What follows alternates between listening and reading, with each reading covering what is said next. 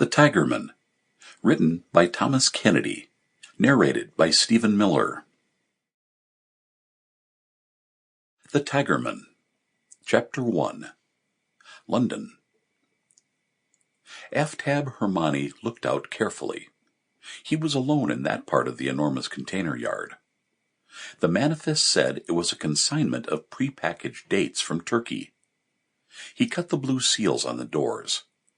The handles screeched as he pulled the levers to swing open the tailgate doors. He cursed under his breath and paused. He could hear the forklift truck several aisles down still working. He threw the doors open. The container was full to the roof with pallets. With difficulty he climbed up and balanced while he took a look. The smell was lovely.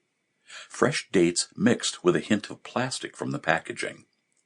He frowned in disappointment. Why had Stevie made a fuss? Dates were dates. Or were they? He reached in and took a package at random and opened it. Sweet dates with stones in, beautifully presented in long rectangular packaging. He chewed one and spat out the stone. Delicious.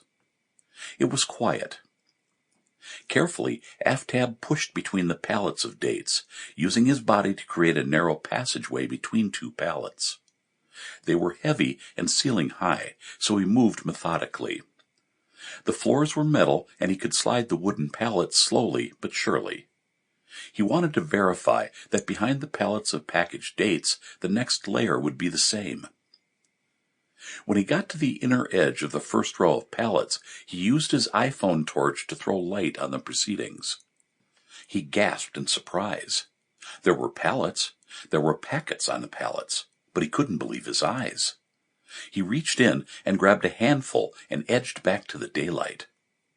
In his hand he had two neatly bound bundles of 50-pound sterling notes. Money laundering. Must be millions in the container, was his shocked conclusion. Each neatly bound bundle held 50 of 50-pound sterling notes. Aftab felt a rising panic. Something this big had to be organized crime, big-time money laundering. He could call the police. Be worth more than your life to open that one, Stevie, the yard supervisor, had joked when they were arranging the audit on the previous Friday. Aftab began to have a panic attack. It wasn't his first panic attack, and it wouldn't be his last. But this time it was big. He struggled to breathe and get on top of it. The container yard stretched hundreds of yards along the docks and parallel to the large warehouse and office buildings. He could hear the sound of the forklift truck where Brendan Duffy, his audit junior, was supervising the emptying and count of and verification of the contents of a randomly selected container. Stevie, the yard supervisor, was directing operations. That suited Aftab, as it gave him freedom to move about without Stevie watching hawk-like his every move. Even Stevie couldn't be in two places at once. Aftab was the audit senior and had arranged for the inspection to take place on a Sunday when the yard would be quiet, and so avoid interfering with the busy hubbub that was the daily fare on the site. The yard was a very busy place, and most containers had to quickly move on into the warehouse or to their final destination to ensure that the yard did not become choked.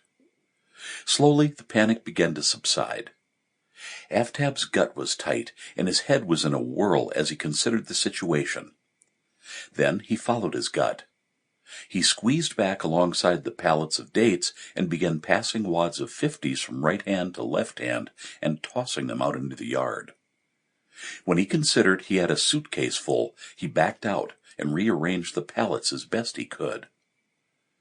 Aftab resealed the container after he climbed down. He needed something in which to put the bundles of 50s. Fortunately, the wrappings had held. The notes he had taken were on the ground, but not blowing around in the wind. He stacked the notes alongside the rear wheel of the container and put his coat over them. He took deep breaths to become calm and organized. First, he went and put the seal-making machine he had borrowed back into Stevie's office. Then he went into the general office where the forklift truck drivers would be taking their tea breaks. He found a large black plastic sack and then wandered Sample complete. Ready to continue?